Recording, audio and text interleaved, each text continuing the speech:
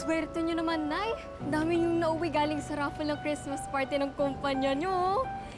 Eh, lahat naman kaming empleyado may naiuwi. Mabait kasi yung bagong boss namin.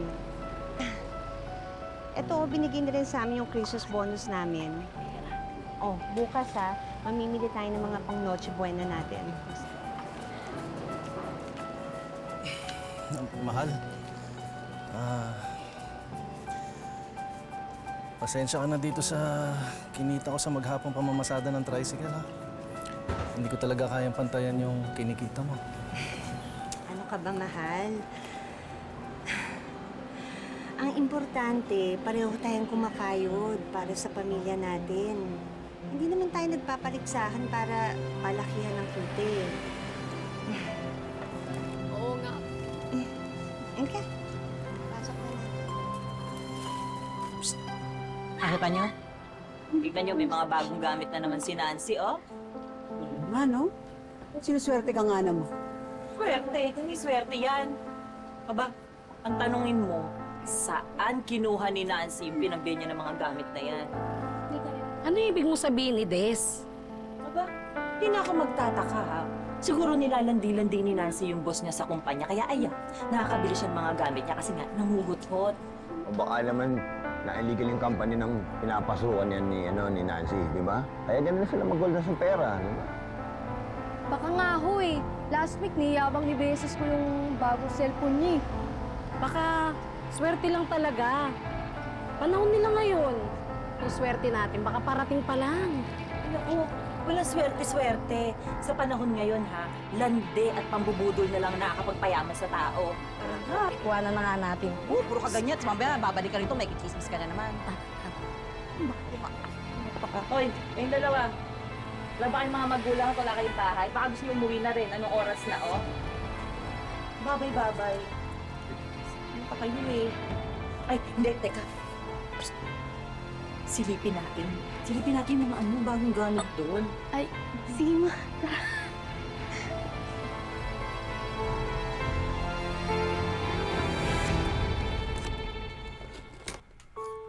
Mahal, may araw pa, sinisindihan mo na yan, ha? Para maramdaman na natin yung Pasko. Nayo? Oh, nagustuhan mo ba yung binili ko sa yung damit ng Opo. Pasko? Nakuha ko yan kasi sale. Ang ganda nga po, oh. Thank you po. Welcome. Ay, Mare! Wow, may Christmas tree na kayo. Mare, tiba-tiba tayo ngayong Pasko, ah. Sinuwerte lang dun sa trabahong pinapasukan ko. Uy, ang ganda ng damit mo, Bey, ha? Bago to? Oo. Nabili lang ni nanay ng mura. Gusto mo? Talaga? Oo. Ang ganda. Grabe. Pare, baka naman pwedeng makahirit ng lechon sa inyo. Lechon. Oh. Hindi. Ano yon para sa Christmas party ng barangay natin. Eh, ako kasi yung nautusan ni Cap na maging punong abala. Ngayon, nagsusulisit kami ng mga handa na pwede nating dalhin kanya-kanya. Bakit naman lechon ang nakatoka sa amin? Di ba napakalaking halaga naman yata, no? Ikaw naman, Arnel. Wala naman pinipiling halaga ang pagkakawang gawa, lalo na't Pasko. Ako na bahala sa lechon. Meron pa naman natira sa Christmas bonus ko. Eh, sabi nga nila, Pasko naman, walang masama kung mag-share ng blessing sa mga kabarangay natin. Salamat. Oh, sige na. Hindi ka na. Lechon, Mare, ah. Arnel. Salamat. Lechon, ah. Salamat, pre. Salamat. Ganda ng damit mo. Sige.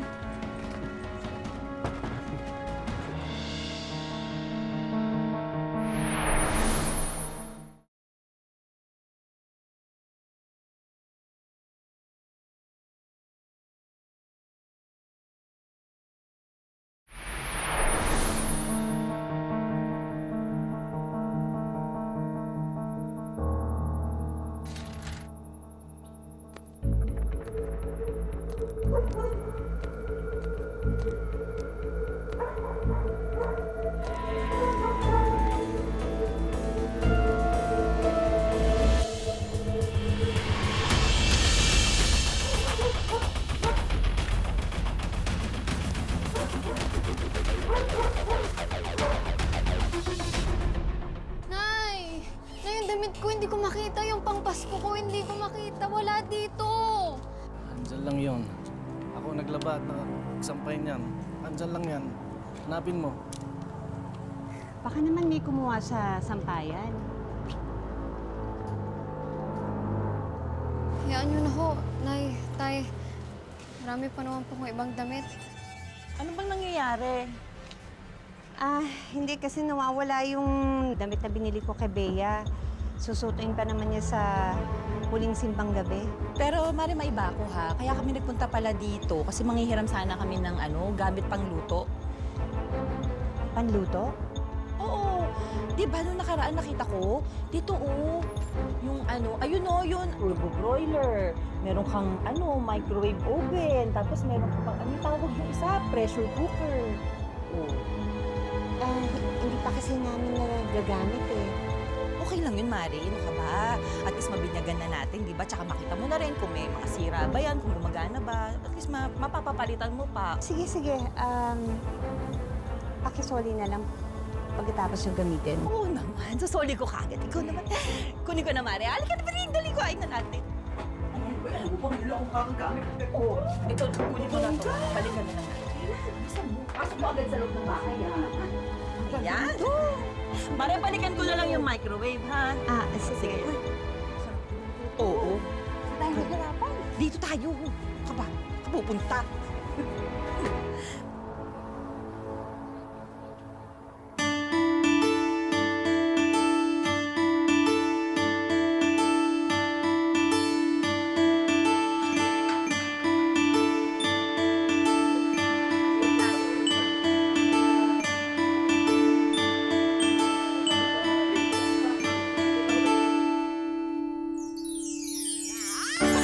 Mare! O, di ba? May papansin pa tayo, Kap. Siyempre. So, marami pa yan, Kap. Diyos ko, abangan mo. Ang dami naming hinanda dito. Siyempre, mga kabarangay natin talaga namang nag-effort yung mga yan. At ang dami nating ulam. O, di ba? Siyempre. Ay, naku, Kap. Hindi pa tapos yan. Antayin mo, Kap. May palitsyon pa tayo. Yes! May palitsyon. Hindi, siyempre, hindi naman pwedeng ganto-ganto lang ang ating Christmas party. Kailangan bonggang-bongga tayo, di ba? Ay pare, eto na lechon. Dumating na. Ay, nandiyan na yung lechon! Andito na lechon. Nandiyan na yung lechon, Martin! Ay, andito na lechon. Oh. Pare, andito na lechon. Oh, huwag mo na ipasok yung sa taas, ha? Huwag mo na iyak yan. Diyan mo na lang sa kwarto ilagay yan. Diyan mo na itago. Ay, Kap. Oh, tayo ba? Ito. Pinapapasok ko lang kasi alam niyo naman pagkakaguluhan yan sa taas, di ba? Mamaya kurot-kurotin yan doon, pagkakaguluhan. Naku, ang dami-daming tao doon. Eh. Kulit din mga kasamahan natin sa barangay, di ba? Hayaan nyo na yan dyan. Para marami makakain, sabay-sabay na lang tayo. Ano dala mo, Biring? Patingin nga. Bedes, Tingin. pasensya na. Yan lang yung nakayanan namin. Kulang sa budget eh. Diyos ko naman, Biring. Ano ba naman yan? Kakaunti lang yung dala mong Shanghai. Sana man lang dinagdagan mo. Sa'yo lang kulang pa yan eh. Okay na yan, Bes. Alam mo, pag pinagsama-sama yung mga dala natin, marami na yan. Sakto na yan sa buong barangay. Daphne, yun yung nawawala akong damit Ikaw yung kumuha sa sampayan namin? Hoy, teka lang naman, Bea. Ano ang lagi? Kayo lang may karapatang bumili ng ganyang damit? Huwag ka naman basta-basta nagbibintang. Oo nga. Kung kahapon lang naman namin ito binili ni Mama eh. Nagkataon lang siguro na kamukha yung damit mo. Naku, Bea, ha? Masama yung ginagawa mo na mimintang ka ng kapwa mo. Hindi magandang asal yan. Magpapasko pa man din. Pasensya na po kayo. Mahal, halika na. Panik na tayo. Sige na, sige na. Mel! Tayo naman tayo dito, pare. May baga parang ang dami. O hindi, tigilan mo yan. Alam mo, Arnel, marami pa kasi ako iuutos sa'yo eh. Mga monoblock, kailangan ko ng mga monoblock, ha? Dali mo kasi ito, kulang pa yung nadala mo kanina. Sige na, marami pang bisitang darating. Oo, sige. Pare, tutulong muna ako. Ako naatasan na runner, ha? Bagay, pare. Yan lang naman ang bag mo eh. Sige na.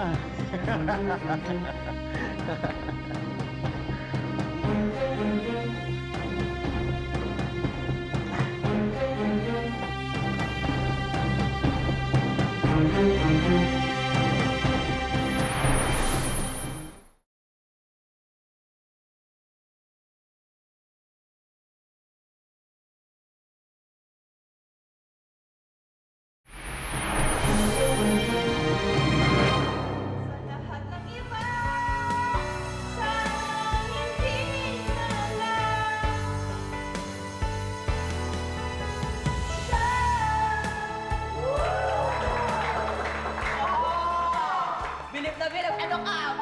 Diba? Sabi ko naman sa'yo lahat na entertainment, kayang-kaya ko yan. Oh.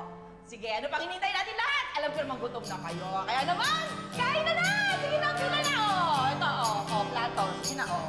Kuha na, kuha. Go, go. Sige na po. Sige na, pila. Sige, kain, kain. Oh. Di ka pa ba nakakakuha? Sinilit ka na doon. Sige na, go. May mga juice pa dyan, ha? Kung gusto niyo, may soft drinks. May kakanin din dyan. Ayan ka, paborito mo. Hindi ba kanina mo paborito yung kakanin dyan? Sige na. Ay! Teka lang. Hindi kompleto ito eh. Nasaan yung lechon? Ilabas yung lechon! Asan nga? Ayun yun! Naglakad mag-isa yung lechon? Di ba wala sa opisina sa baba? Hindi, pinaakyat ko na yan kanina pa eh. Ha? Ano? Ilabas nyo kayo lechon! Asa yung lechon? Martin! Ha? Ilabas nyo! Martin! Nasa lechon, ha? Martin! Ano? Hindi! Ilabas nyo nasa lechon, eh! Ha? Tumigil ka nga, nakakahiya ka! Ha? Martin! Lechon! Ako na yung mabalik! Sinabi natin! Ano? Ano na mabalik? Ikaw ang salpado ng lechon! Nasa lechon! Hindi ko wala ka! Napasok sa ibigin! Kumalma ka! Hoy, bakit pati ako, ha? Ang kapal naman ang mukha mo! Di ba kita ng dalawang mata mo na pinasok namin sa kwarto? Bakit pagpipintahan mo ako? Kapal naman ang mukha niyo pareho-pareho kayo puro bintakero! Bakit man ito si Nancy? Ha? Nancy, siguro inuwi mo sa bahay niyo yung lechon, no? Bakit naman namin iuwi? Di ba pinangako nga namin yun? Saka pinadala nga namin dito, di ba? Ayun na nga eh. Kasi nga nagpapanggap kayo. Siguro, pinagyabang mo lang na kayang-kaya yung pamukha sa amin na kaya niyong bumili ng lechon. Pero yung totoo, paaasahin niyo naman kabarangay natin, di ba? Pagyayabang mo muna, tapos ipagdadamot mo. Ayaw mo ipatikip! Sandali, Ides. Saan gagaling yung panghusga mo sa amin? Hindi totoo yung sinasabi mo, Ides. Akala ko ba magpapasko masamang magbintang? Ano yung ginagawa mo?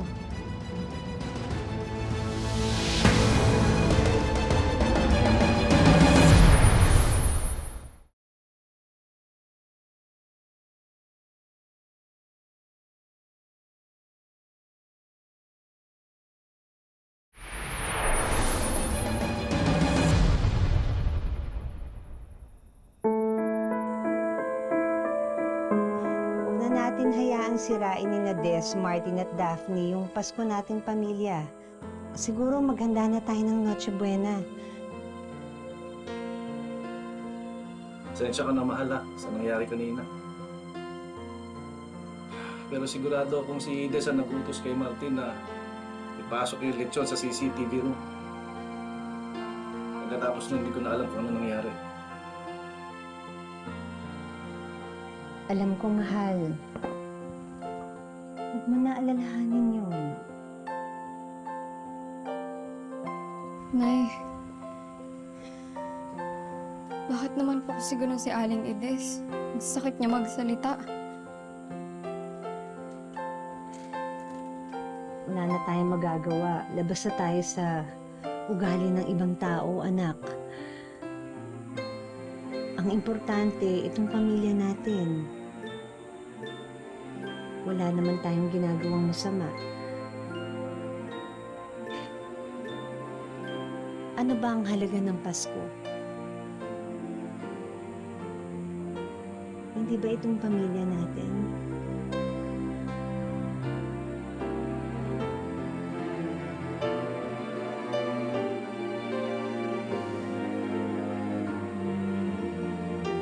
Eh, paano po tayo magluluto, Nay? Lahat po ng gamit natin pang luto, hiniram ni Aling Ides. Oo nga pala.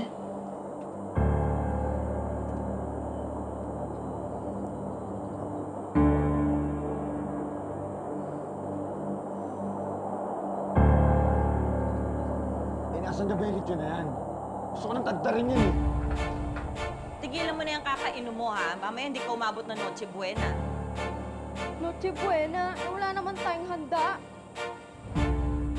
Yun ang akala mo, na. Oh, may sorpresa si Mama. Oh, nandito kayo para magpaliwanag tungkol doon sa nawawalang lechon, mali kayo ng pinuntahan. Doon kayo sa barangay ng paliwanag. Wala kaming dapat ipaliwanag. Nagpunta kami dito para kunin na yung mga appliances na hiniram mo. Appliances? Oo. Ano nangyari sa gamit ko? Ano to? Bakit parang sira-sira na? OA mo naman? Siyempre, ginamit. Ano ka ba? Alam mo, ikaw, kung ayaw mo palang madumihan yung mga appliances na yan, di sana hindi mo na pinahiram sa akin. Umpisa pa lang. Hindi ko alam kung nagdadamot ka o ano eh. Sana man lang iningatan mo. Nananadya ka ba? Ma! Ano ba? Ma, tingnan mo dito. Bakit? Ba't ang dulas dito sa kwarto ko? Parang nagmamantika. Ilusyon mo lang yan. Tumigil ka dyan. Matuto ka kasi maglinis ng kwarto mo eh. Nay, tayo nagpunta dito! Nayo!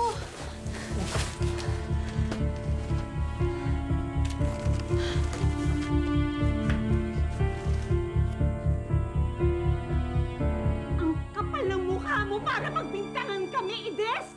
Ikaw palang salarin? Pinagmukha mong masama ang pamilya ko sa buong barangay? Pantay sa lakay ka, Ides! Paliwanag ka sa barangay. Hindi ka. Sabi, saan? Wala kang karapatan dalhin ako doon. Ang tawa mo yan. Ang sabihin mo, inggitera! Tumigil ka! Dadali na ako sa barangay! Bitawan niyo yung lechon! Bitawan niyo nga yan! Sa amin to, Lechon, no? Amin to! Kailangan malaman mo ka taga-barangay! Martin! Bitawan mo! Amin dito, Arnel! Amin ko eh! Amin ko!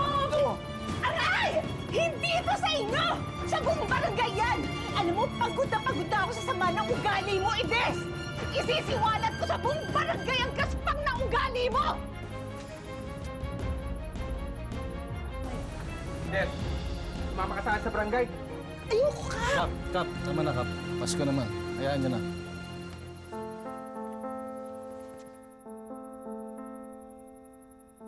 Nakakayaw pala yung Lechon. Hindi mo man sa akin sinabi. Malaking kahiyan to sa pamilya natin. Ma, nakakaya ka.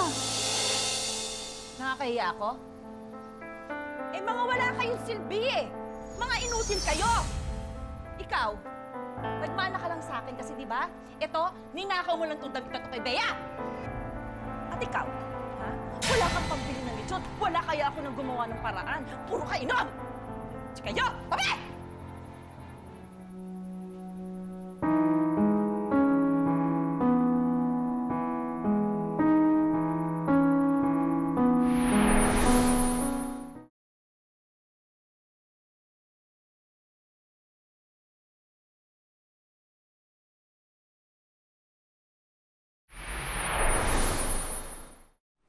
Mamas ko po.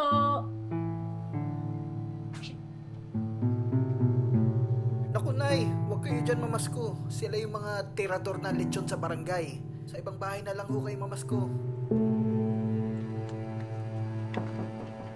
Tao po. Tawad! Gusto pa na kayo bumalik. Ides, Martin, Daphne, kami to. May dala kaming pagkain. Shh! Hoy!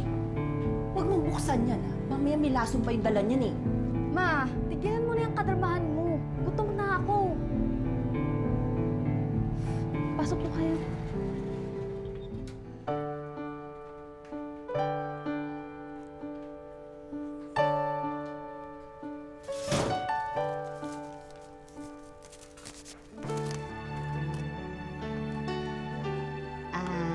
Hindi ko kasi magawang hindi magpatawad. Pasko pa naman.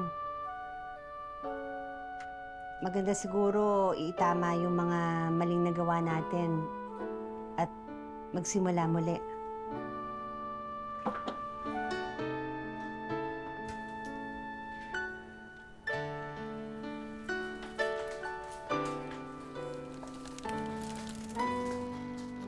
Kain na kayo.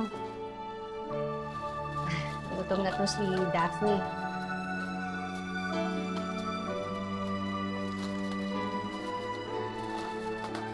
Sige. Kain na kayo.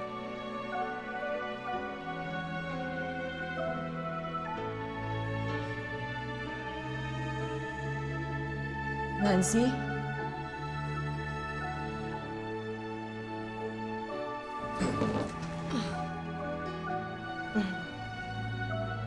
Sorry.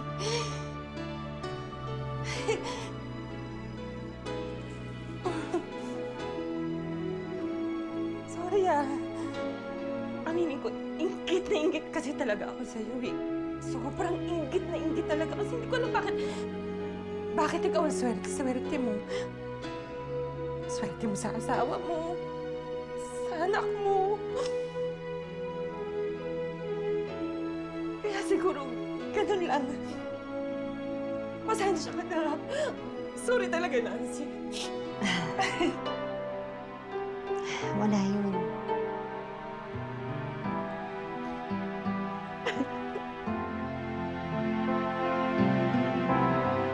Sana ngayong Pasko na panahon ng pagpapatawad at pagbibigayan, lagi nating isa puso na huwag manlamang at mang-abuso. Lagi nating tatandaan na walang idudulot na maganda ang inggit sa iba. Simula po ngayong Sabado, may espesyal na karakter kaming isinama sa ating tampok na kwento. Siya po ang ating Mystery Wisher. Ang kwento ng kanyang buhay ay may hawig o pagkakatulad sa ating tampok na kwento. Nahulaan niyo na ba kung sino ang ating Mystery Wisher? Mga kapuso, oras na para kilalanin natin siya. Napanood niyo na siya kanina. Sino kaya siya? Tama kaya ang hula niyo?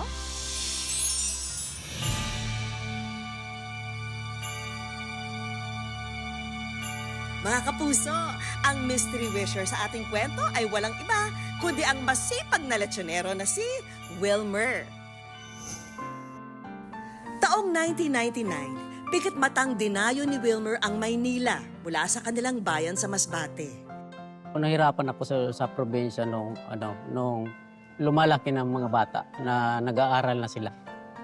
Lumalaki din ang gastos, kaya hindi na kaya sa ganong trabaho, pangisda lang.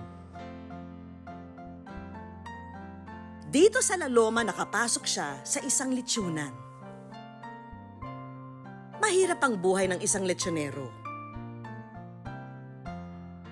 Nariyan ang gigising ka ng madaling araw, magkakatay at maglilinis ng mahigit 10 baboy. Minsan po, sa sobrang puyat, pagod, hindi ko na malaya na nakatulog na pala ako. Na muntik na kumasubsub sa kawa. Pero kung natitiis ni Wilmer ang paulit-ulit niyang gawain sa araw-araw, kabaliktaran naman ito ang bigat ng pangulila niya sa kanyang mga mahal sa buhay. Nakakauwi ako sa probinsya isang bis lang sa isang taon. Minsan April, minsan June. Depende kung may ipon ako pamasahe. Hindi naman nagkamali si Wilmer dahil sa pagpupursigin niya, napagtapos niya ang kanyang 2 anak sa kolehiyo.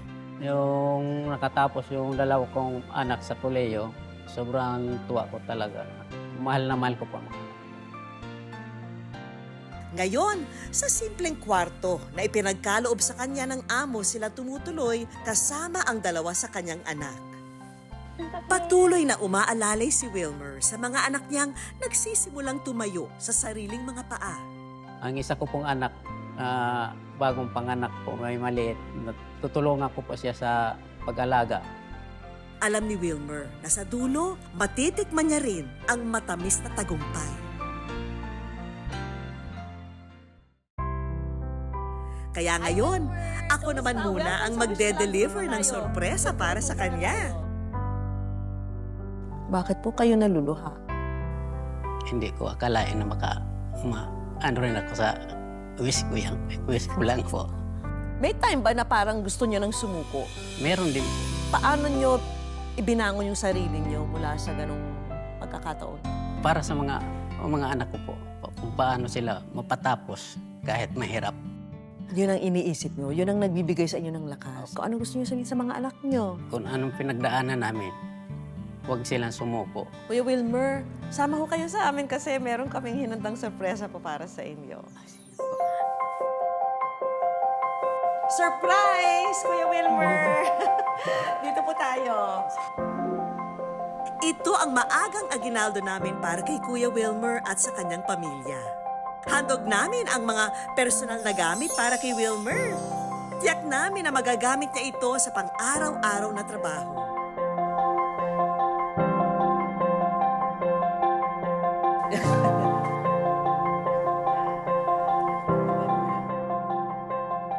Sagot na rin namin ang pang Noche Buena ng buong pamilya.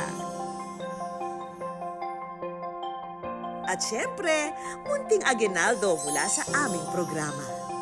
Maraming salamat talaga po. Sa inyong lahat po, sa GMA po, salamat sa wish ko lang. Mga kapuso, lagi po nating tatandaan, hanggang hindi tayo napapagod, humiling at maniwala, hindi tayo mapapagod lumaban sa buhay. Para sa iba pang mga kwentong itinampok ng Wish Ko Lang, i-follow lang ang Facebook page ng Wish Ko Lang at GMA Public Affairs. Mag-subscribe na rin sa GMA Public Affairs YouTube channel. At sa mga gustong mapagkalooban ng kanilang natatanging hiling, sumulat lamang po sa amin, Kalakip, ang maikling kwento ng inyong buhay. Ako po si Vicky Morales at ito po ang Wish Ko Lang.